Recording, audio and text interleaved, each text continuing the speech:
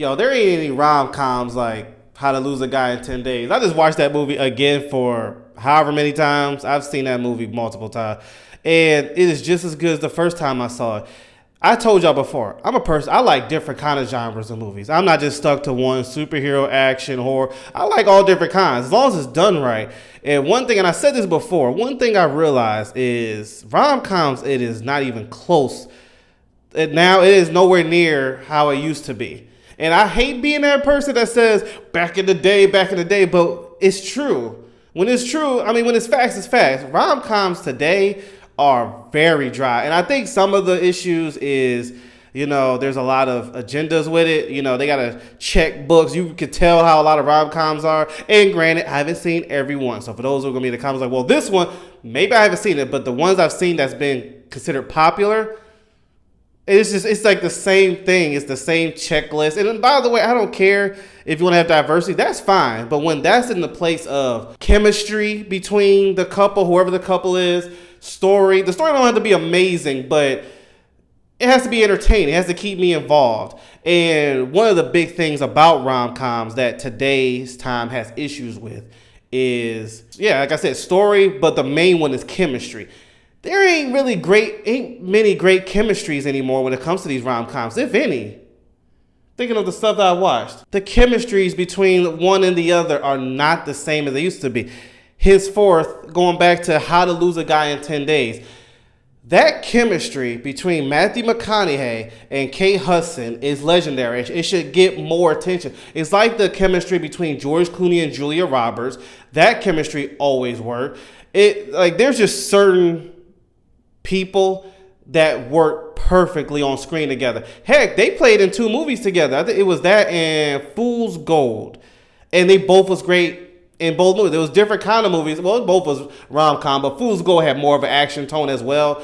It was like an action comedy. But still, How to Lose a Guy in 10 Days is legendary. Like I said, the story ain't, over the top. Like, oh my goodness, the story was amazing. It was just the chemistry and the writing for Matthew McConaughey and Kate Hudson. Them together on screen and the comedy timing worked perfectly. And you believe the relationship. That's the problem that today's movies like rom-coms have, is you don't believe the relationship. You don't believe in even the friendships. It's like, y'all reading scripts, huh? That's the one thing. It's like, there's some other movies like, and I want to talk about that in a different video, but it's called He's Not That Into You. It's an older movie as well, another older rom-com. Even the friendships you believed. It's like now it's just like, okay, it seems like the people they're hiring for their roles is just hiring because they're popular on Instagram or something. They don't really take the time and put effort in the casting. It just seems like, oh, you're popular. Because that's the thing about these rom-coms. You see a popular name that you know on Instagram, they put them on the movies. And no shade to them, and you could do that. But if it's not working with the script, with the cast, you got to change it. And back in the day, it seemed like they actually took time with the casting.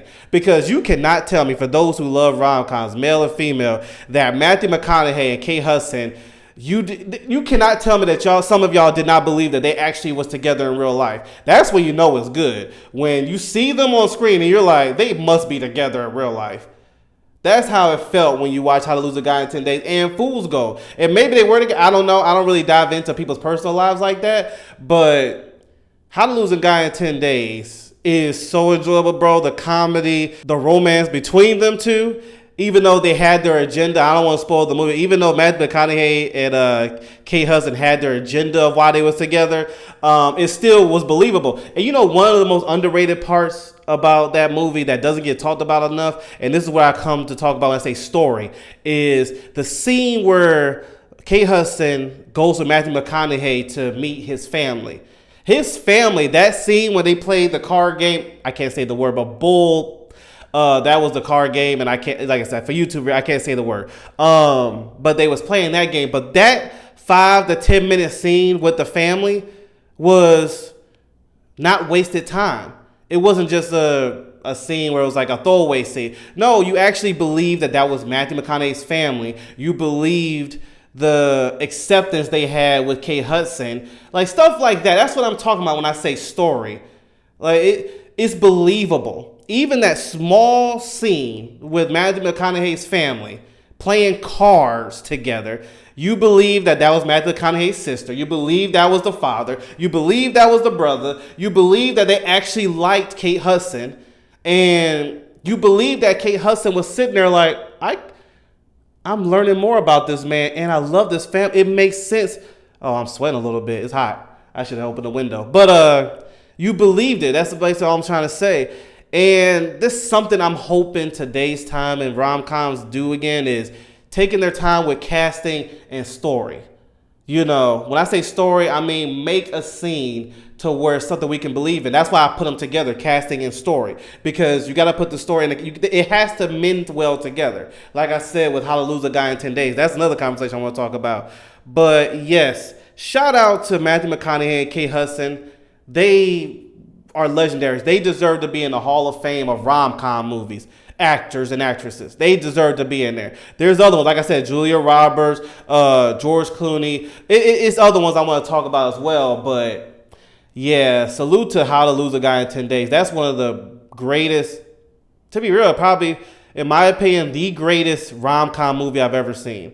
I've seen a lot of them. 27 Dresses. How He's Not That Into You. Other ones, you know. So 10 Things I Hated. Like it's other ones as well. But I believe, in my opinion, from beginning to end, I enjoyed the heck out of that movie. If you haven't seen it, go check it out. And if you're having doubts, watch it one more time and just see what I'm saying.